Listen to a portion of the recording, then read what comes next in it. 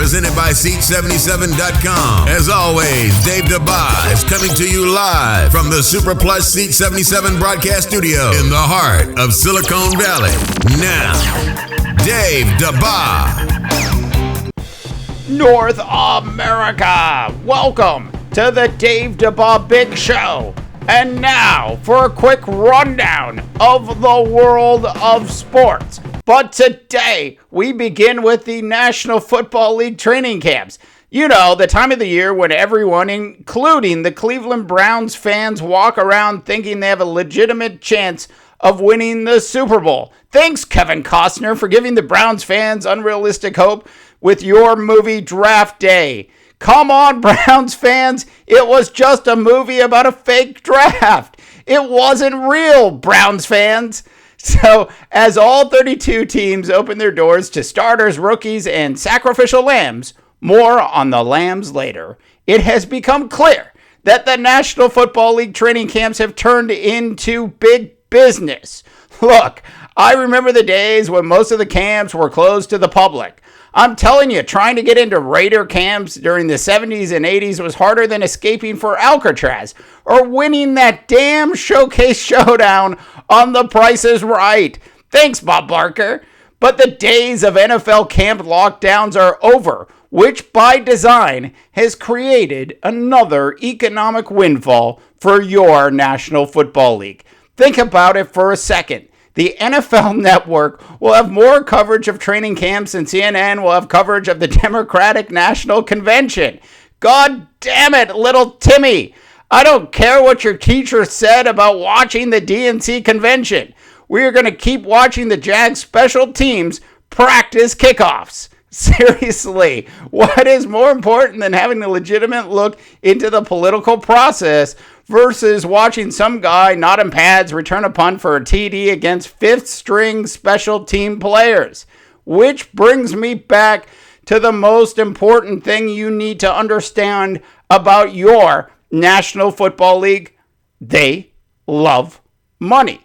They love films about money. They love lines in films about money. Stuff like, show me the money, Jerry Maguire. Look, the NFL loves money so much that for over 10 years, they have been trying to ignore study after study that proves repeated concussions.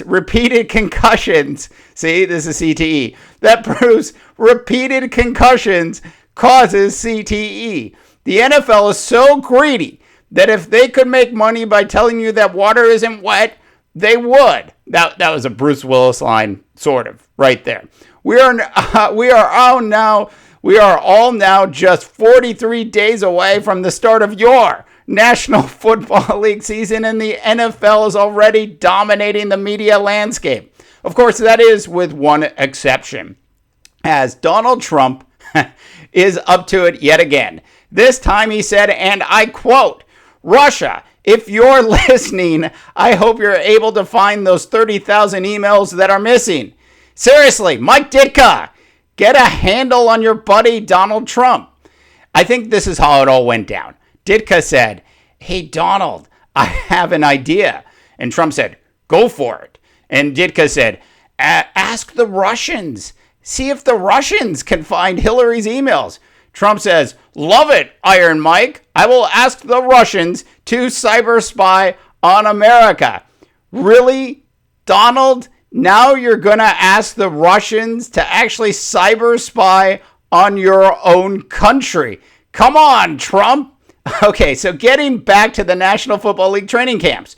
From jersey sales to fantasy football magazines selling out. I'm serious. I walked into a store and they were sold out. The start of the training camp has turned into Christmas in July for your National Football League. I challenge you to head over to the NFL shop and click on the training camp section. That's right. The NFL has a training camp section on the NFL shop. You can buy t-shirts, long sleeve t-shirts, sweatshirts, hoodies, polos, coaches polos, shorts, performance shorts, because shorts aren't good enough. You got to have performance shorts, caps, hats, visors, skull caps, and my favorite, the bucket hat. There are over Seriously, there are go check it out, 1,700 different products available to the NFL training camps for you, just waiting on NFLshop.com. Now, in the interest of full disclosure, I am wearing an NFC North Minnesota Viking cap, which I did purchase via the NFL shop. Now look, I earned this hat. Do you know how many years I had to suffer through between division titles for the Vikes to actually earn this hat? Well, okay, look, it wasn't that many. It was like 5 years, but it seemed like forever. It's not like I'm a Lions fan, a team that hasn't won a division title for 22 years. And after this year, it will be 23. So back to the sacrificial lambs. The NFL teams are allowed to open their camps with 90 players. Then a month later, it drops down to around 73. And then finally, PwC shows up with the 53-man roster all sealed and ready to be delivered. Think about it for a second. Nearly 40% of all players invited to camp won't make the team. So why are there so many sacrificial lambs invited? Sure, there are the diamond in the rough stories. Stories like, I love it when politicians do this. Stories like little Johnny, who started playing community college football, went to a Division 18 school, and walked onto the field with no chance of making the National Football League team. But he dazzled everybody with his speed and his moves, and it ended up making the practice squad. It's America, Mr. Trump, and we love these stories, and they do indeed happen. But the reality is, most of these players are brought in to be punching dummies for the guys who will actually make the team. Furthermore, each team has 4 preseason games, which means someone will have to play in those games, as most of the starters are wisely used sparingly. Hey, Miami! I've said it before and I'll say it again. Don't play Arian Foster in the preseason. To be clear, the preseason product that the NFL puts on the field is designed to feel the hype of the game and, in a sense, generate significantly more money for the National Football League. The NFL even allows teams to do local TV and radio deals for the preseason game, which is brilliant for a variety of reasons. Think about it. No one hypes up a season more than a local broadcaster giving you a false sense of Super Bowl security. Simply put, the sacrificial lambs are there to make a boatload of money for the NFL, which essentially extends its money-making season by 25% by simply having these preseason games. So you might be sitting there wondering, Dabbah, does this mean you'll refuse to watch the games? And the answer is hell no. I can't wait to watch the 3rd, 4th, and 5th stringers try to make a team.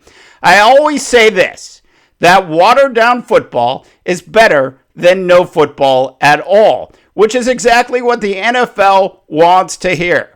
To put it bluntly, the NFL has us all hooked on football, and no 12-step program, Johnny Manziel, is going to break us out of our addiction.